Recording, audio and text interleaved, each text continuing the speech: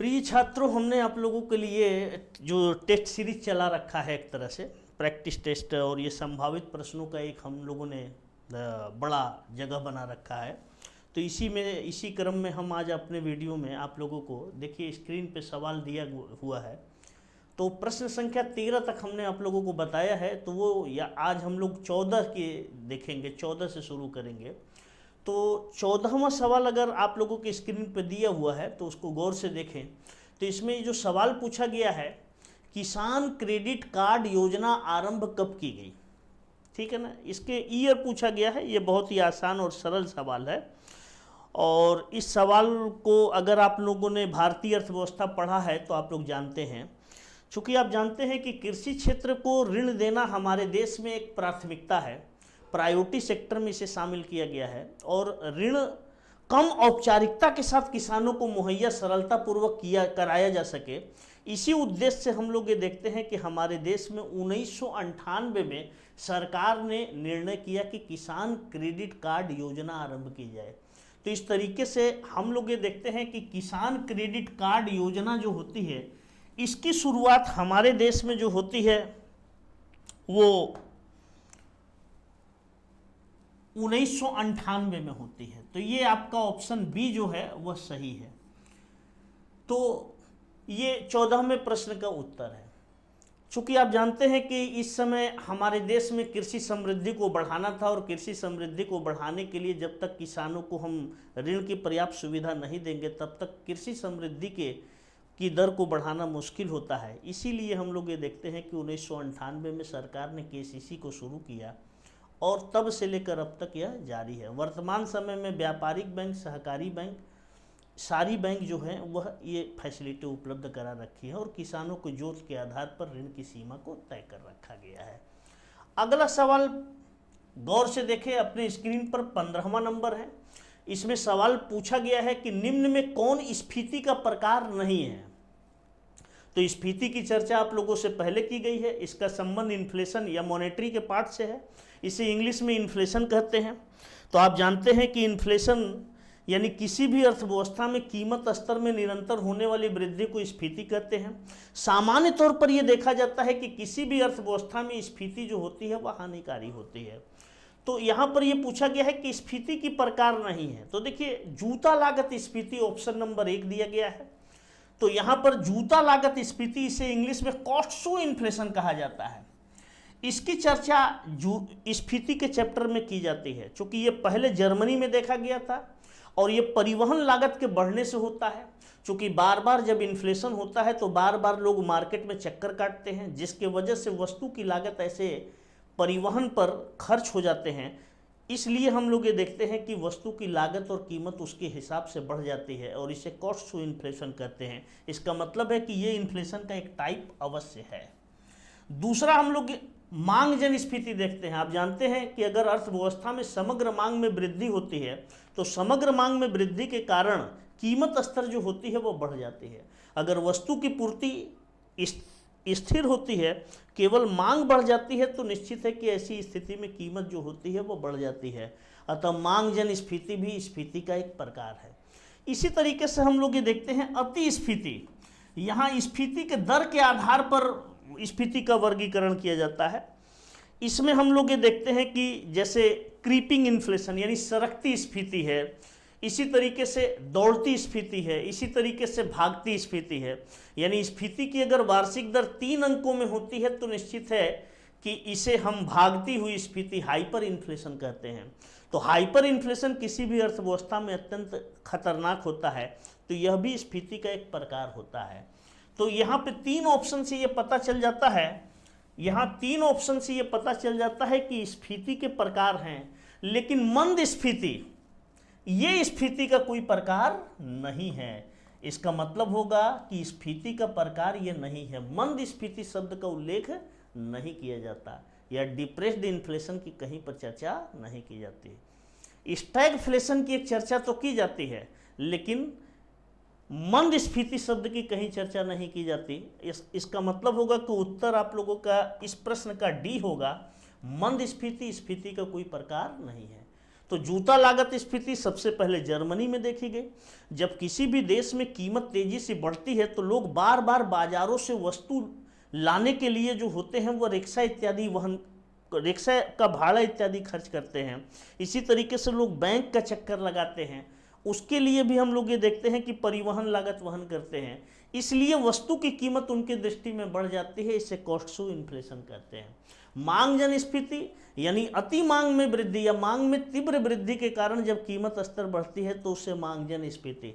अति स्फीति, जब किसी अर्थव्यवस्था में स्फीति की दर 3 अंकों में होती है तो उसे मांगजन, 3 अंकों या 3 अंक से अधिक की होती है तो उसे हाइपर इन्फ्लेशन कहते हैं। मंद स्फीति, स्फीति का कोई प्रकार नहीं है, तो इस सवाल का जवाब डी होगा। 16वां प्रश्न आप लोगों को दिया गया है, व्यापारिक बैंकों का सबसे महत्वपूर्ण कार्य है। क्योंकि व्यापारिक बैंक के बारे में आप लोग जानते हैं, भारत में ये सबसे लोकप्रिय बैंक है। जैसे स्टेट बैंक ऑफ इंडिया है, बैंक ऑफ बड़ौदा है, इसी तरीके से देना बैंक है, इसी तरीके से इंडियन बैंक है, इसी तरीके से ओरिएंटल बैंक है।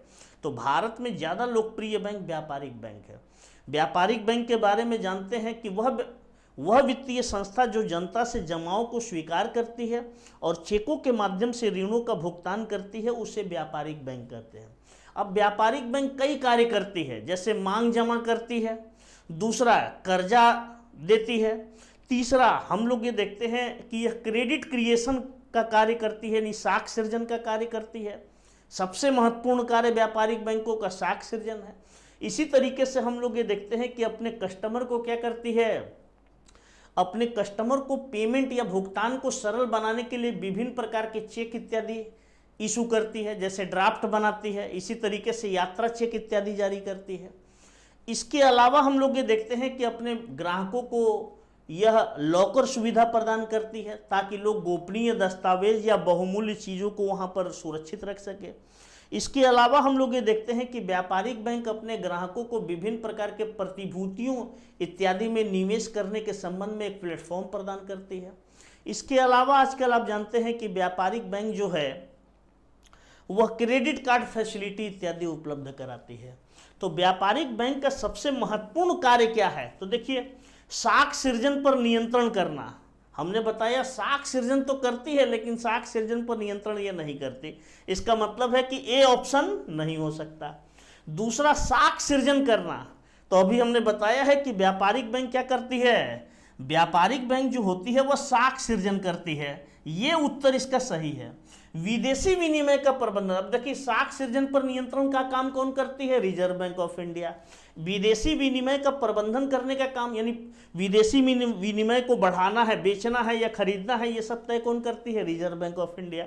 इसी तरीके से सरकारी बैंकर के रूप में कार्य करने का काम जो होती है वह हम लोग ये देखते हैं कि रिजर्व बैंक ऑफ इंडिया। सरकार का जितना भी पैसा प्राप्त होता है वो सब आरबीआई अपने पास रखती है। सरकार के जितने ऋणों का निपटारा करना होता है वो आरबीआई अपने पास से करती है। इस तरीके से सरकारी बैंकर के हैसियत से आरबीआई कार्य करती है। तो व्यापारिक बैंक का सबसे महत्वपूर्ण कार्य साख का सृजन करना, इसमें से ये व्यापारिक बैंक के कार्य नहीं। इसी तरीके से स्क्रीन पर आपको 17वां प्रश्न दिया गया है। 17वां प्रश्न को अगर गौर करेंगे तो ऐसी कंडीशन में आप ये देखेंगे कि इसमें सवाल जो है आप लोगों से पूछा गया है, सर्वाधिक प्रत्यक्ष विदेशी निवेश आकर्षित करने वाला क्षेत्र कौन है। तो देखिए प्रत्यक्ष विदेशी निवेश का मतलब जब कोई विदेशी पूंजीपति किसी राष्ट्र में सीधे उत्पादन गतिविधियों में व्यय करता है तो उसे प्रत्यक्ष विदेशी निवेश कहते हैं। जैसे इसे आप समझ लीजिए, जैसे हम ये मान लेते हैं ये इंडिया है और हम ये मान लेते हैं कि ये अमेरिका है, ये यूएस है, और इसी तरीके से हम ये मान लेते हैं कि ये इंडिया है। इंडिया में हम लोग ये देखते हैं कि अमेरिका का एक विदेशी पूंजीपति जो होता है वह $100 बिलियन लेकर आता है, $100 बिलियन लेकर आता है और यहाँ पर एक नई कंपनी की स्थापना कर देता है। यानी $100 बिलियन ले आएगा, तो ले आने के बाद हम लोग ये देखते हैं कि वो यहाँ चलेगा तो है नहीं। ऐसी कंडीशन में हम लोग ये देखते हैं कि ये $100 बिलियन को पहले रुपया में बदलेगा आरबीआई के पास, और आरबीआई के पास जाने के बाद इसे रुपया में बदलकर रुपया से ज़मीन खरीदेगा, वहाँ पर भवन बनाएगा, मशीन प्लांट वगैरह ले आएगा। इसी तरीके से हम लोग ये देखते हैं कि वहाँ कच्चा माल और लेबर इत्यादि को नियुक्त करके वहाँ पर किसी वस्तु का उत्पादन करने लगेगा। इस पर स्वामित्व पूर्ण रूप से किसकी होगी? विदेशी पूंजीपति की। इस तरीके से ये $100 बिलियन आकर हमारे आरबीआई के पास क्या होता है? सुरक्षित होता है। इससे हमारे देश की विदेशी मुद्रा भंडार क्या होती है? बढ़ जाती है। तो यहाँ पर जो $100 बिलियन मान लेते हैं मिस्टर एक्स ले आए हैं, तो इसका मतलब है कि इस पर ओनरशिप भी किसका होगा? मिस्टर एक्स का। और ये कहाँ के नागरिक हैं? विदेश के नागरिक हैं। लेकिन हमारे देश में आकर चूंकि इन्होंने निवेश किया, तो ये पूंजी पर, ये भौतिक पूंजी है। देखिए, वित्तीय पूंजी और भौतिक पूंजी, दो पूंजी। भौतिक पूंजी का मतलब है मशीन है, प्लांट है, भवन है, इसे भौतिक पूंजी। वित्तीय पूंजी का मतलब जैसे हम लोग ये देखते हैं कि बैंकों में पैसा जमा कर दिया गया, इंश्योरेंस कंपनी में पैसा जमा कर दिया गया, शेयर में पैसा इन्वेस्टमेंट कर दिया गया, ये सब क्या है? वित्तीय परिसंपत्ति में निवेश करना है। तो यहाँ पर किस संपत्ति में निवेश किया गया? भौतिक संपत्ति में। तो आप ये भी कह सकते हैं कि जब कोई विदेशी पूंजीपति किसी राष्ट्र के भौतिक परिसंपत्ति में सीधा निवेश करता है तो उसे प्रत्यक्ष विदेशी निवेश कहते हैं।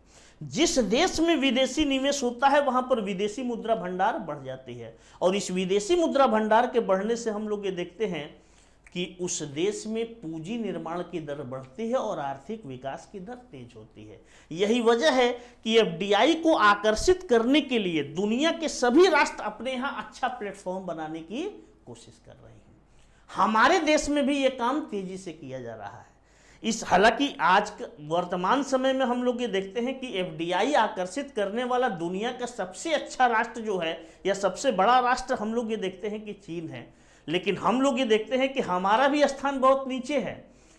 अभी 2 साल पहले तक भारत को द्वितीय स्थान प्राप्त था, हालांकि इस वर्ष हम लोग ये देखते हैं कि इस दृष्टि से भारत को तृतीय स्थान प्राप्त है। तो एफडीआई का मतलब ये है। तो एफडीआई को सर्वाधिक निवेश, अब जैसे विदेशी पूंजीपति है, अब सवाल यह है कि इंडिया में बहुत सारे स्टेट हैं या बहुत सारे रीजन है, किस रीजन में ज्यादातर विदेशी लोग अपना आकर निवेश कर रहे हैं एफडीआई? तो हम लोग ये देखते हैं कि लंबे समय तक तो दिल्ली और उसके समीपवर्ती क्षेत्र में लोग निवेश करते थे। भारत में सर्वाधिक एफडीआई करने वाला राष्ट्र जो है वो मॉरिशस है। अब मॉरिशस एक छोटा देश है, लेकिन हम लोग ये देखते हैं कि दुनिया के अन्य देश के लोग भी मॉरिशस के माध्यम से भारत में एफडीआई करते हैं। उसका वजह यह है कि मॉरिशस को एफडीआई के मामले में हमने अनेक रियायत दे रखा है। यही वजह है कि हम लोग ये देखते हैं कि एफडीआई हमारे देश में ज़्यादातर मॉरिशस के रास्ते से किए जाते हैं। लेकिन इसका मतलब ये नहीं कि अन्य देश नहीं करते। उसके बाद अमेरिकी पूंजीपति हमारे देश में निवेश कर रखे हैं। इसके अलावा दुनिया के अन्य देश के लोग, जैसे चीन भी हमारे देश में बड़ी मात्रा में निवेश कर रखा है। इसी तरीके से फ्रांस है, ब्रिटेन है, जापान है, इन देशों ने भी अपना एफडीआई कर रखा है। लेकिन अब प्रश्न ये उठता है कि एफडीआई, विदेशी पूंजीपति भारत के किस रीजन में सबसे ज्यादा एफडीआई किए हैं? तो बहुत 2-3 साल पहले तक हमारे देश में सर्वाधिक एफडीआई अट्रैक्ट या आकर्षित करने वाला जो क्षेत्र था वो दिल्ली और उसके समीपवर्ती क्षेत्र, यानी दिल्ली, गाजियाबाद और गुड़गांव और नोएडा इत्यादि के क्षेत्र में सबसे ज्यादा एफडीआई किया जाता था। लेकिन वर्तमान समय में जो 2019-20 का सर्वे है, ये स्पष्ट करता है कि वर्तमान समय में भारत में सर्वाधिक एफडीआई तमिलनाडु के क्षेत्र में किया गया। तमिलनाडु और उसके समीपवर्ती क्षेत्र में ही हम लोग ये देखते हैं कि वर्तमान समय में एफडीआई किया गया है। इसके बाद हम लोग ये देखते हैं कि इस प्रश्न का उत्तर, सर्वाधिक प्रत्यक्ष विदेशी निवेश आकर्षित करने वाला राष्ट्र जो है वह, निवेश करने वाला क्षेत्र या रीजन जो है वह तमिलनाडु है। अतः इसका उत्तर हम लोग ये देखते हैं कि तमिलनाडु होगा। इसका उत्तर जो होगा वह तमिलनाडु होगा। यही आपका प्रश्न का उत्तर सही है। इसी तरीके से प्रश्न संख्या 18 अपने स्क्रीन पर देखें। भारत का सबसे बड़ा व्यापारिक साझेदार राष्ट्र कौन है? तो देखिए, लंबे समय से, पिछले अगर 18-20 साल से आप अगर आयात और निर्यात संरचना या व्यापार संरचना देखेंगे या व्यापार की दिशा देखेंगे, तो पिछले 15-20 वर्षों से हम लोग ये देखते हैं कि हमारे देश का सबसे बड़ा व्यापारिक साझेदार राष्ट्र जो है वह अमेरिका है, यूएस है। और दूसरा व्यापारिक साझेदार राष्ट्र हम लोग ये देखते हैं कि वर्तमान समय में यूएई और चीन है। दूसरा व्यापारिक साझेदार राष्ट्र हम लोग ये देखते हैं कि चीन और यूएई। यूएई का मतलब संयुक्त अरब अमीरात। तो यहां पर सवाल आप लोगों से पूछा गया है कि भारत का सबसे बड़ा व्यापारिक साझेदार, याद रखिएगा ट्रेड डायरेक्शन जब आप पढ़ते हैं अंतर्राष्ट्रीय व्यापार में, तो ट्रेड डायरेक्शन में आपको पढ़ाया जाता है कि हमारा सबसे बड़ा व्यापारिक साझेदार राष्ट्र कौन है निर्यात और आयात के क्षेत्र में।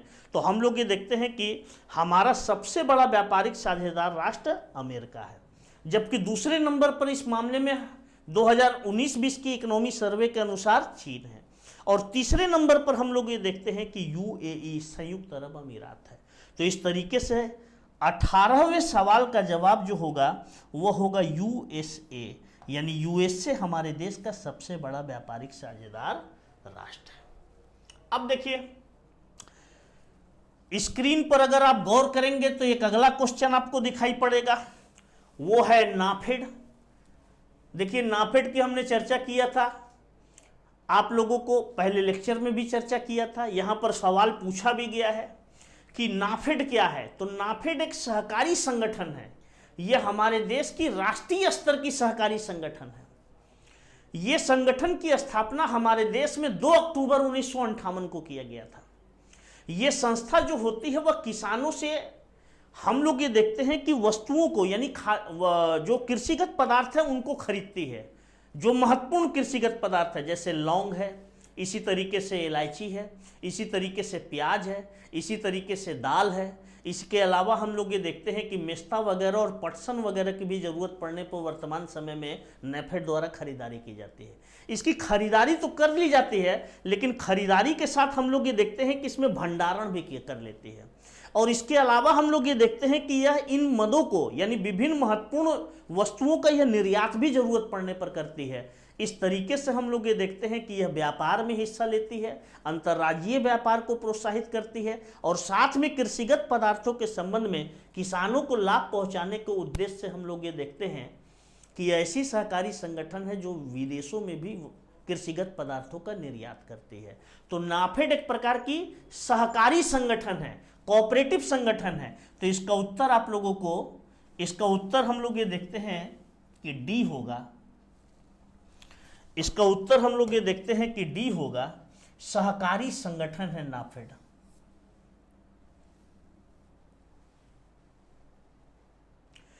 अब हम लोग ये देखते हैं कि आखिरी सवाल जो है वो 20वां सवाल है।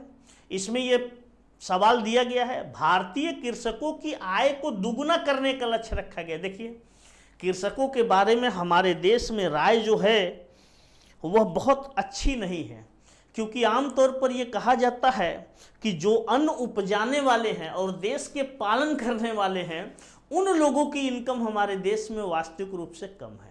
क्योंकि भारत में आप जानते हैं कि ज़्यादातर किसान सीमांत किसान या लघु किसान हैं। मध्यम स्तर के किसान और बड़े किसान जो हैं वो अपेक्षाकृत इनकी संख्या कम है। इस तरीके से हम लोग ये देखते हैं कि किसान भले ही अनाजों का उत्पादन करते हैं, फलों का उत्पादन करते हैं, सब्जियों का उत्पादन करते हैं, लेकिन इनकी इनकम जो है वह बहुत ही कम है। आज़ादी के पहले आप जानते हैं कि समय समय पर रॉयल कमीशन का गठन किया जाता था।